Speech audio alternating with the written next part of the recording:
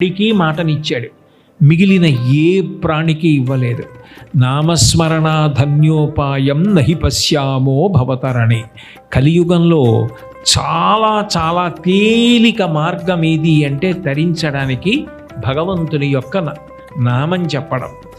అట్లా నామం చెప్పడానికి చాలా తేలికగా ఉండేటటువంటి నామములలో ఒక నామం నరహరి నరసింహ. ఈ నామం ఒత్తులుండవు కాబట్టి చాలా తేలికగా పిల్లలు కూడా పలకచ్చు. ఆయన ఈ వాక్కుని సద్వినియోగం చేసుకో, అది నిన్ను ధర్మం వైపుకి నడిపిస్తుంది. ఎందుకంటే నామానికి ఒక లక్షణం ఉంది.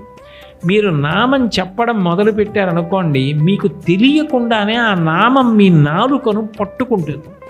నేను గోవింద గోవింద గోవింద గోవింద గోవింద గోవింద గోవింద అని చాలాసేపు అన్నాను అనుకోండి, అనేసి వదిలేశాను అనుకోండి,